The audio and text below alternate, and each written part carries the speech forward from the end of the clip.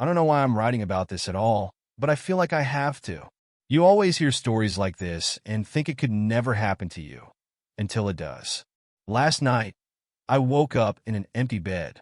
The house was quiet, but I could feel that something was wrong. I got up to get a drink of water, thinking Peggy might be in the living room scrolling through her phone or something. I wish that were the case. Peggy and I have been married for almost 25 years. From the outside, we had it all: a stable, comfortable life in our home, a 23-year-old son who had recently started carving out his own path in the world, and what I thought was a marriage built on a solid foundation of love and trust. For a long time, I truly believed that we were unshakable, that what we had wasn't just rare, but enduring. But now, as I look back, I see how the cracks had begun forming long before I dared to notice them.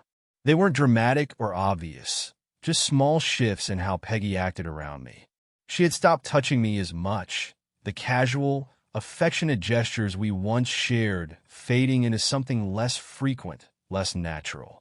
The glances she used to give me, filled with warmth and playfulness, had turned distracted and distant. She would pass by me in the hall without a second look, and when I spoke about my day, it often felt like she wasn't really hearing me. The laughter that used to echo through our evenings had grown quieter, as though we had both forgotten how to truly connect. I tried to rationalize it. Life gets busy, people change, marriages evolve. We were both working hard, balancing the demands of adulthood and parenting. Maybe it was just a phase, a natural ebb in the rhythm of a long marriage. But deep down, I missed her. I missed the way she used to run her fingers through my hair, the way she would pull me close during those fleeting moments when the world seemed to pause for us. I miss feeling like we were more than just two people living under the same roof. It all started when Tim's old childhood friend, Dan, came to visit. Dan had practically grown up in our house during his younger years, always around for after-school snacks and backyard adventures. But it had been a long time since I'd seen him. When he arrived, I almost didn't recognize him. He was 26 now, tall, broad-shouldered, and carrying himself with a confidence that felt magnetic. His easy smile and charm seemed to fill the room, and while I tried to think of him as the same kid who used to leave muddy footprints in our hallway, it was hard not to notice how much he had changed. The evening started off pleasantly enough. We all sat down to dinner and reminisced about old times. The rain outside was relentless, hammering against the windows and flooding the streets. It became clear as the night wore on that driving home wasn't an option for Dan. I suggested he stay over. Tim was thrilled, and it seemed like the logical thing to do. But looking back, there were moments from that evening that stand out now in ways they didn't at the time. Peggy was unusually quiet during dinner. Normally, she was the one who kept conversations flowing, asking questions and laughing at the stories we shared. But that night, she barely spoke, and when she did, her words felt cautious, like she was weighing each one before letting it out. She avoided my eyes entirely, which was unlike her. I caught her glancing at Dan a few times, and though I told myself it was nothing, there was a guardedness in her expression that made my chest tighten. There were other little things, too, things I might have overlooked if I weren't already on edge, like how she asked him to offer Dan seconds instead of doing it herself, something that felt oddly deliberate, or the way she seemed hyper-aware of everything going on around her, like she was on high alert. It felt like there was an unspoken tension in the air, something just out of my reach, something I wasn't supposed to see. Later that night, when we finally went to bed, Peggy kissed me lightly, too lightly. There was no warmth in it, no connection, just a quick gesture before she turned away. I lay there in the dark, my mind racing. I tried to tell myself I was being ridiculous, that I was reading too much into things. But no matter how hard I tried, I couldn't shake the feeling that something was wrong. Certain moments in life have a way of shaping everything that comes after them. They're like stones dropped into still water, their ripples spreading far beyond what you can see. That evening was one of those moments, though I didn't realize it at the time. Last night, when I woke up to an empty bed, those ripples finally reached me. As I walked downstairs, I noticed a faint light spilling into the hallway from the kitchen. At first, I thought Peggy was up late having tea. She did that sometimes. She always did. And for a brief moment, I still believed I knew her. After all these years, I thought I knew everything about her. Her thoughts, her habits, her heart. But as I stood there, staring at the light in the kitchen, I felt something shift inside me. For the first time in nearly 25 years, I realized something I wasn't ready to accept. I didn't know her at all. I stepped closer to the kitchen, my heart pounding in my chest like a drumbeat I couldn't ignore. The faint light spilling into the hallway seemed brighter now, sharper, like it was trying to warn me. I wasn't sure what I expected to find. Peggy making tea, scrolling on her phone, maybe lost in thought. But as I got closer, I heard something that made me stop dead in my tracks. Whispering, soft, muffled laughter. I froze. For a moment, I tried to convince myself that I was hearing things, that the quiet hours of the night were playing tricks on me. But then I recognized the voices, and my stomach turned to ice. It was Peggy and Dan. My mind raced, trying to make sense of it. What were they doing awake at this hour? What could they possibly be talking about? A part of me wanted to charge into the room, to demand answers, to confront whatever was going on. But another part of me, the part weighed down by the heavy dread creeping into my chest, knew I wasn't ready for the truth. Not yet. I stayed where I was, rooted to the spot, hidden just out of sight. My breathing was shallow, my pulse thundering in my ears as I strained to hear. Their voices were hushed, intimate. Too intimate. I caught snippets of words, phrases that made my skin crawl. Peggy's laugh, soft and flirtatious, was a sound I hadn't heard in years, not directed at me at least. And Dan's voice, low and steady, carried a confidence that made me sick. Then came the words that shattered whatever denial I had left. "You're so beautiful," he murmured, his voice dripping with adoration. "I've wanted this for so long." I felt like the air had been punched out of my lungs. My vision blurred, and for a moment I thought I might pass out. My wife, my Peggy, was standing just a few feet away, sharing those words with someone who wasn't me. And not just anyone, Dan. Tim's best friend. A boy we'd practically helped raise. I didn't want to believe it, but I couldn't stop myself. My feet moved on their own, carrying me forward until I was close enough to peek around the corner. What I saw made my knees go weak. There they were, in the kitchen, illuminated by the soft glow of the overhead light. Peggy was sitting on the edge of the kitchen table, her hands tangled in Dan's hair, pulling him closer. His arms were wrapped around her waist, holding her like she was the most precious thing in the world. Her face was tilted up, her lips pressed against his, her body leaning into him in a way that spoke of complete surrender. For a moment, I couldn't believe what I was seeing. It didn't feel real. It was like watching a scene from a movie, someone else's life, someone else's nightmare. But it was real. It was happening right there, in my kitchen, under my roof. The roof where Peggy and I had spent nearly 25 years building a life together. My chest felt like it was on fire, a burning ache that spread to every corner of my body. I wanted to scream, to rage, to rip them apart. But I couldn't move. I was paralyzed, trapped in my own body, forced to witness the destruction of everything I thought I knew. They didn't see me. They were too lost in each other, too consumed by whatever it was they thought they had. Peggy's laugh, soft and breathless, cut through the silence, and it was like a dagger to my heart. I wanted to look away, to close my eyes and pretend this wasn't happening. But I couldn't. My gaze was locked on them, my mind replaying every moment of the past weekend, every glance, every word, every unspoken tension. How long had this been going on? How could I have missed it? Had it started that night? Or had it been happening for weeks, months, years? My thoughts spiraled, a whirlwind of questions and accusations that I had no answers to. And then there was the betrayal itself. This wasn't just cheating. This wasn't just a lapse in judgment or a moment of weakness. This was Peggy, my wife, betraying me in our home. The home where we'd raised our son, where we'd shared countless meals and memories. And it was with Dan, who had once been a boy eating grilled cheese sandwiches at our kitchen table, who had called me uncle as a kid. I felt a surge of anger then, hot and overwhelming, cutting through the numbness like a blade. How dare they?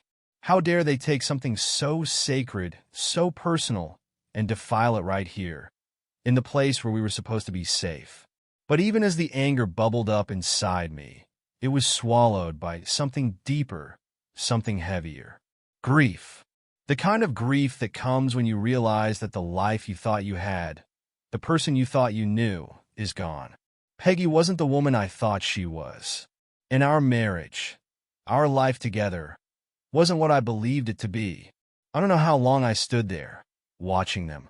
Time seemed to stretch and blur, each second feeling like an eternity. Eventually, I forced myself to step back, to retreat into the shadows before they could notice me. My hands were shaking, my heart racing, my mind spinning with everything I'd just seen. I didn't confront them. Not then. I couldn't. I wasn't ready to face what it all meant, to deal with the fallout of what I'd just discovered.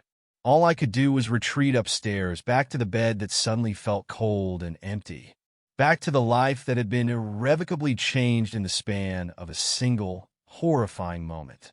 I didn't even realize I had stepped into the kitchen until both of them turned to look at me. The sound of my own footsteps felt distant, like they belonged to someone else. The moment their faces registered my presence is one I will never forget. It's burned into my memory like a scar I'll carry forever. Peggy's eyes widened in sheer panic, her hands falling limply to her sides as if she had been caught in the middle of a crime. Dan, on the other hand, tried to pull himself together, his face going pale as he stammered. "It's not what it looks like." The words sounded pathetic, even to him. He must have known how ridiculous they were, standing there with Peggy, both of them disheveled, their closeness undeniable. Peggy didn't say a word at first. She just stood there, frozen, like a deer caught in headlights, her chest rising and falling as though she couldn't catch her breath. I didn't yell. I didn't scream. My voice, when I finally spoke, was eerily calm. "Explain," I said, the single word cutting through the tense silence like a knife. Dan opened his mouth to speak but faltered, his words coming out in a jumble of apologies. "I'm so sorry," he said, his voice shaking. "I didn't mean for this to happen. It got out of control, and He stopped, his gaze darting to Peggy as if searching for backup. But she didn't look at him. She didn't look at me either. She just stared at the floor, tears welling up in her eyes. Peggy was the first to break completely. Her shoulders shook as she started to cry, her sobs quiet at first, but growing louder with every passing second. "It was a mistake," she choked out, her voice barely audible.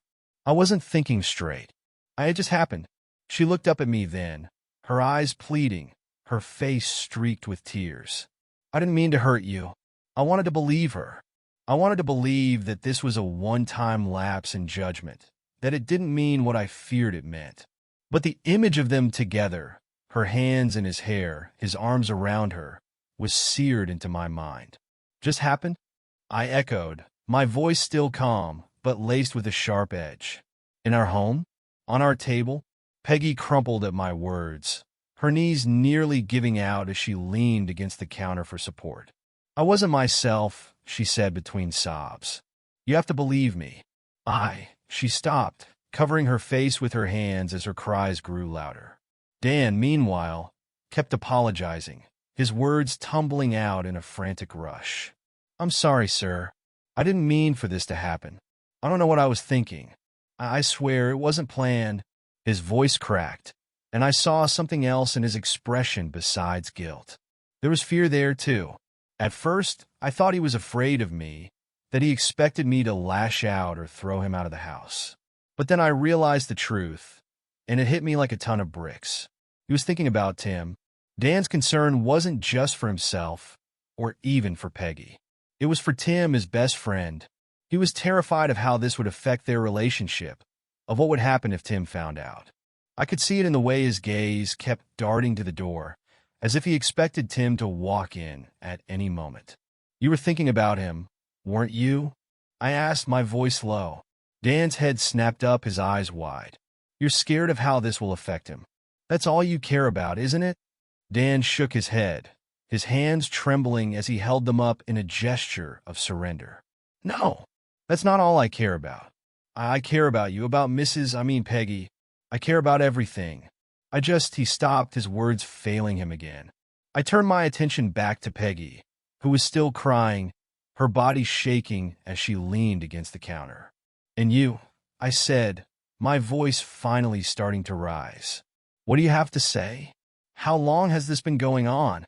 Peggy shook her head, her tears falling harder. "It hasn't," she insisted. "It was just tonight. I swear. It wasn't planned. I don't even know why." She broke off, sobbing into her hands again. I didn't know what to believe. Every word out of their mouths felt like a half-truth at best, a lie at worst.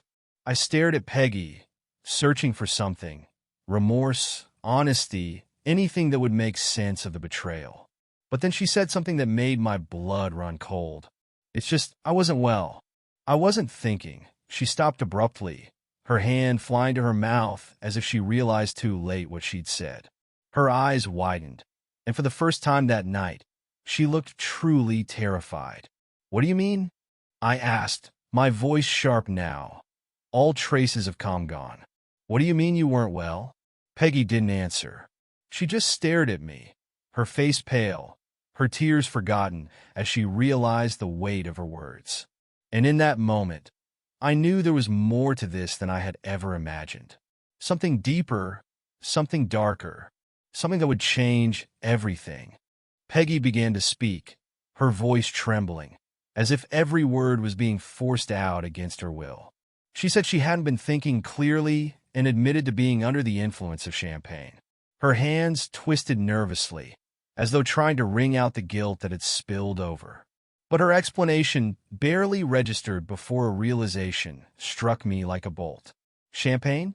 The words rattled in my mind as I pieced together the timeline of our evening. There hadn't been any champagne at dinner. I said this aloud, my voice low, but sharp enough to cut through the fragile thread of her excuses. Peggy flinched, her shoulders sagging, as if the weight of her lie had grown unbearable. It was clear she hadn't anticipated this question, and the cover she'd tried to construct crumbled in an instant. That was the moment I understood. This wasn't some one-time lapse in judgment. It wasn't a fleeting mistake born of the night's circumstances. No, this had roots. Deep, hidden roots. The realization began to connect everything. The strange tension at dinner, her avoidance of my gaze, her over-attentiveness to Dan. The truth hit me like a punch to the gut. This wasn't the first time. The words escaped me almost on their own. I demanded to know how long it had been happening. Peggy didn't respond immediately, her tears now falling freely as she cradled her face in her hands. When she finally looked up, her eyes were red and raw, her expression both broken and pleading. She admitted that it hadn't been meant to mean anything, but now it did. It did. Her confession left me stunned, unable to process the magnitude of what she was saying. I pressed further, barely able to keep my voice steady, asking her to explain what she meant. What exactly was she trying to tell me? Taking a deep breath, Peggy summoned what little courage she seemed to have left. She began to speak, haltingly at first, about how it had all started months ago. Dan had come by one day to see Tim, but Tim wasn't home. She had invited Dan to wait for him in the living room. That day had been unseasonably hot, and Dan was wearing shorts and a t-shirt. Peggy admitted she found herself noticing him in ways she shouldn't have. My stomach churned as I listened to her recount how she'd taken advantage of the moment. She said I hadn't been home, and she had made a mistake she couldn't take back. Her words hit me like a physical blow. I stumbled back, gripping the counter for support as my mind filled with unwanted images. Dan sitting there, unsuspecting, and Peggy looking at him in ways she should only have looked at me. The thought was unbearable, twisting my insides until I thought I might be sick. Without meaning to, I asked the question that had been clawing at the edges of my mind. Did she love him? Even as the words left my mouth, I regretted them. The answer could only bring more pain. Peggy hesitated, and in that pause, I felt the ground beneath me begin to crumble. When she finally nodded, her motion was slight, but enough to shatter what little hope I had left. She said she hadn't meant to fall in love with him, hadn't planned for it. But she admitted that she did. Her admission sent me spiraling, the initial shock and anger rising like a tidal wave. My fists clenched at my sides, and I struggled to breathe, to not let the fury completely consume me. How could she? How could she betray me so deeply, throwing away everything we had built for something so fleeting? How could she betray Tim, too, by crossing this unthinkable line with his friend? Yet beneath the anger, sadness began to creep in. It moved slowly, like a shadow engulfing everything in its path. The weight of it pressed down on me, making it hard to stand, hard to think. Nearly 25 years of marriage, a lifetime of memories, all felt like they were slipping through my fingers. I thought of Tim, our son, and how this would shatter his perception of us, his family. How could he ever look at his mother the same way? How could I? Peggy's words continued, soft and pleading, as if she were trying to stitch together the gaping wounds she created. She claimed she had never wanted to hurt me, that she hadn't planned for any of this to happen. She explained how, with Dan, she had felt something she hadn't felt in a long time, something she couldn't describe but hadn't been able to resist. Her words only deepened the ache in my chest. I had known we were distant. I had felt the growing gap between us, the erosion of the intimacy we once shared. But I had thought we could weather it, find our way back to each other. Now I realized that the Peggy I had loved, the Peggy I thought I knew, was gone.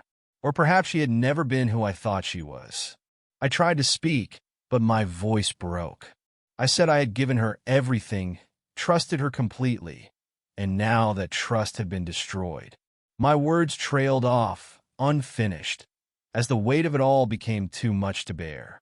Peggy sobbed openly, reaching out for me, but I stepped back, shaking my head. I couldn't let her touch me. Not now. Not after everything. The chasm between us felt insurmountable. The night stretched on, heavy with emotions I couldn't fully process.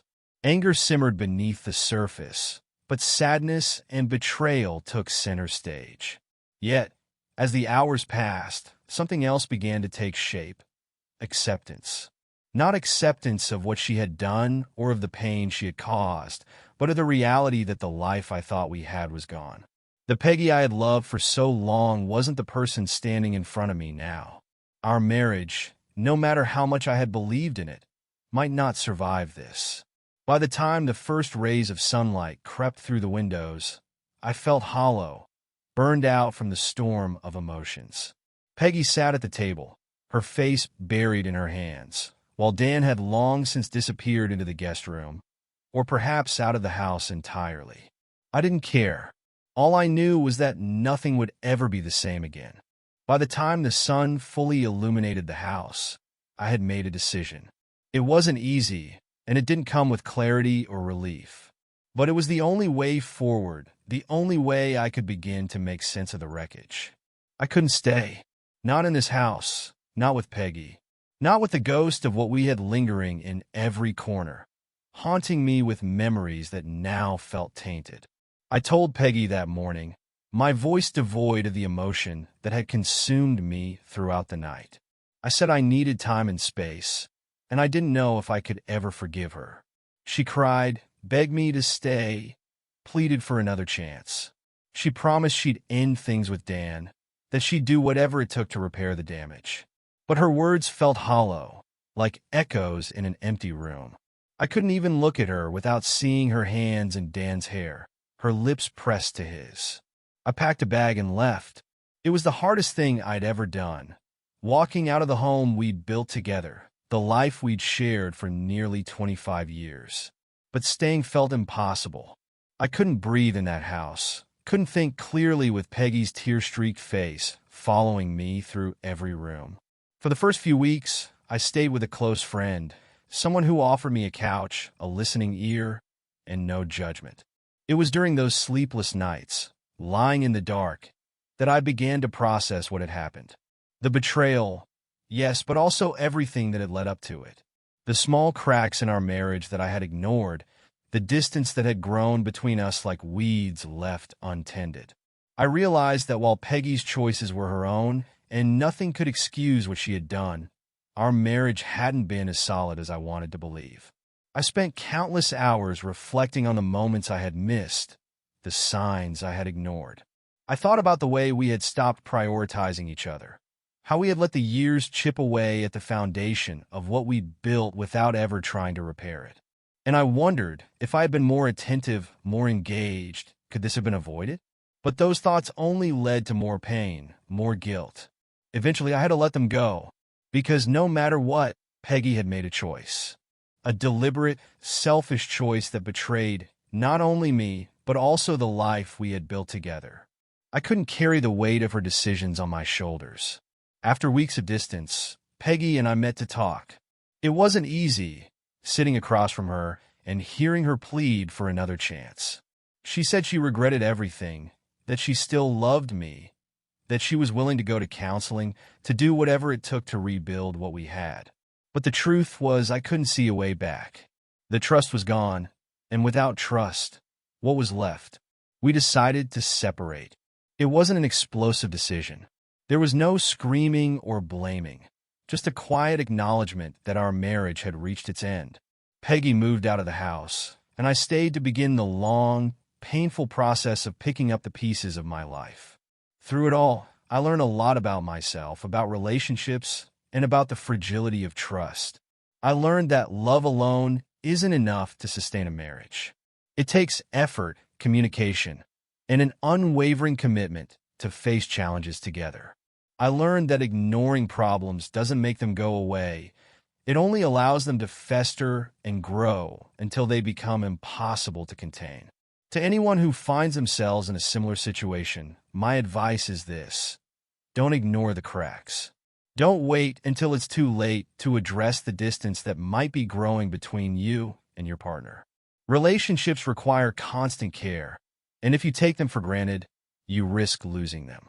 And if you do face betrayal, give yourself permission to feel everything: anger, sadness, grief. Don't rush to forgive or move on before you're ready. Healing takes time, and it's okay to prioritize your own well-being. Now, months later, I'm still healing. I'm still figuring out who I am without Peggy, what my life looks like without the future I thought we'd share. It's not easy, but I'm learning to take it one day at a time. So, have you ever faced something like this? If so, how did you find the strength to move forward?